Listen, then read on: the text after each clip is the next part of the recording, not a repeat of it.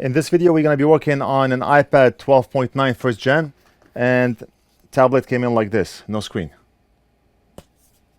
If I read the ticket on the back, it says iPad Pro 12.9 first, display glitches. Display glitches.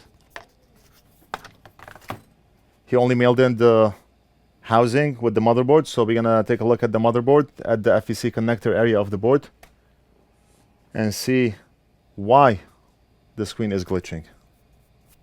Why? Can you tell?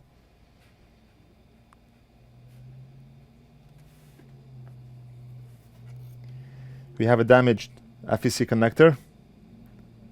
Backlight filters may or may not be blown. We're going to test. And we have a blown touch filter.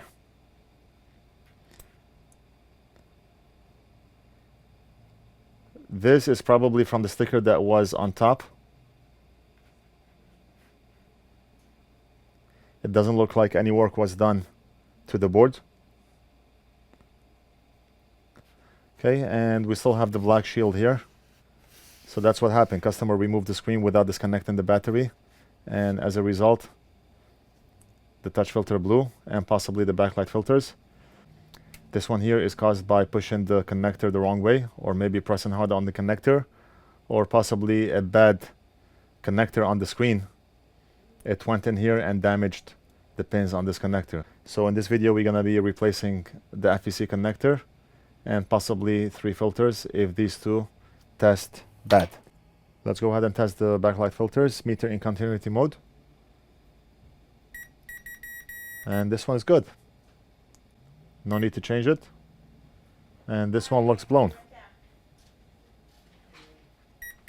Actually, it's good.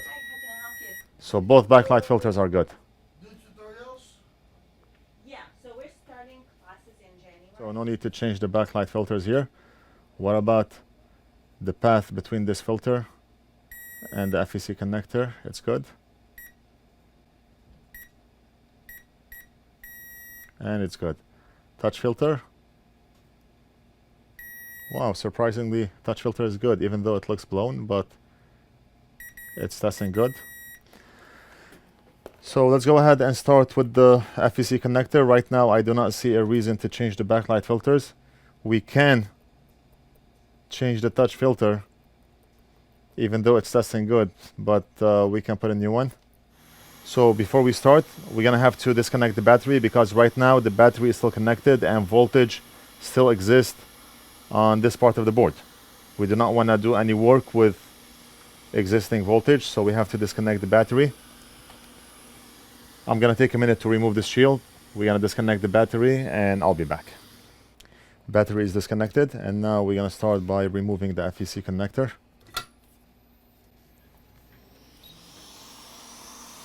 I'm using 400 degrees Celsius.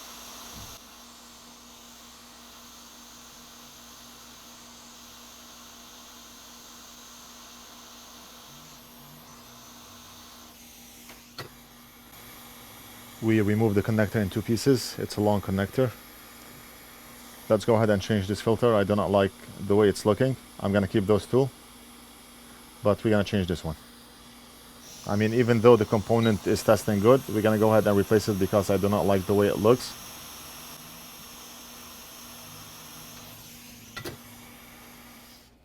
Let's solder the touch filter. Those filters can be purchased off our website. These are the 1005 filters. Very, very tiny. It's going to be very hard to remove that component from inside here. So what I do is I dip my tweezer in a little bit of Flux so it's sticky. And I just go like that.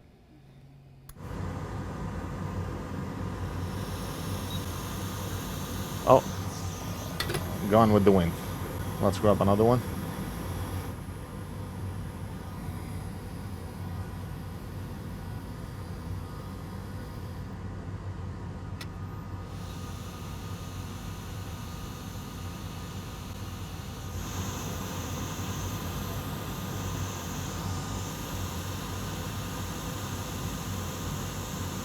Okay, done.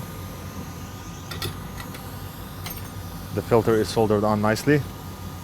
and we can test to verify that it's making a good connection. We're gonna test one end of the filter all the way up to the FPC connector. Very good.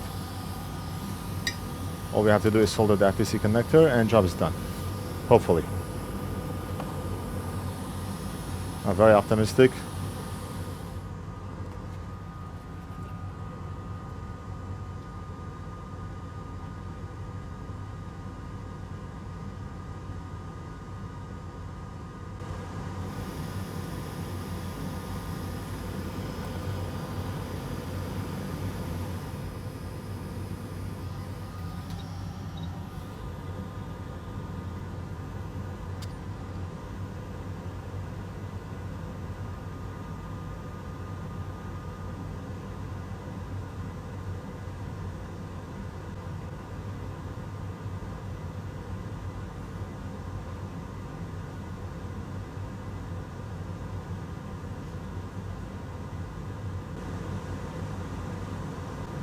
Okay, so that should be good enough.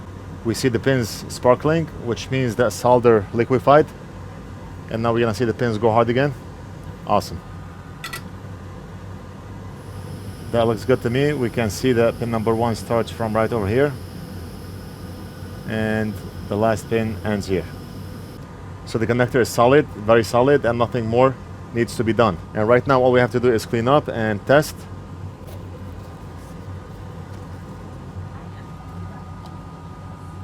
We're gonna use this end of the brush and a dry wipe to remove all that flux off the board. So that's what I basically do. I brush over it and flux will get stuck onto that wipe. And I just move the wipe to a clean area.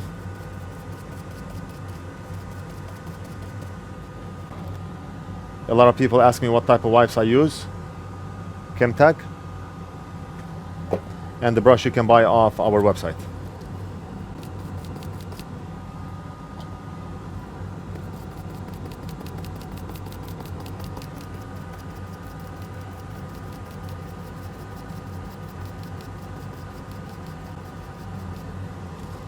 Awesome.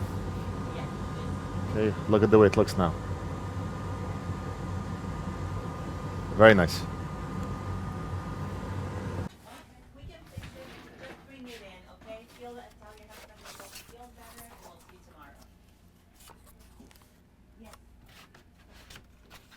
Right now, customer did not mail in the screen, so I have a brand new screen here that we're gonna use. Okay, I'm just gonna take a moment to connect the screen. The screen is connected. We're gonna turn it on, assuming the battery has charge in it. Press and hold on the battery connector, and we're gonna press the power button. And of course, battery is not charged, of course. What's new? Let me grab a charger and power bank.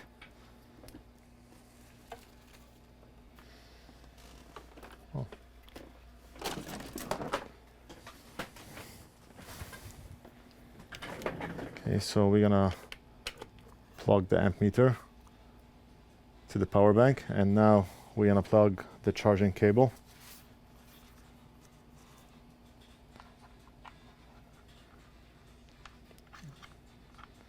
Right here.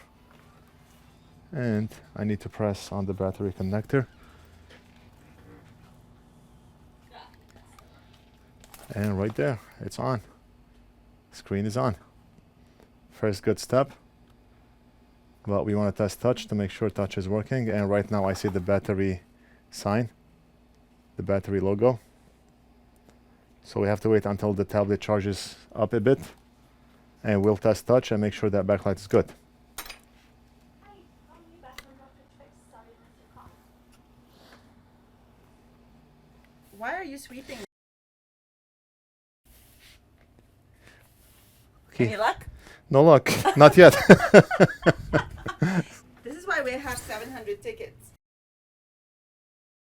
What is this? It's right here. Let me see. Oh yeah, that's it. Success. That's it. The battery charged up, but one tiny problem. We cannot test anything on the tablet because it's disabled, but everything's good.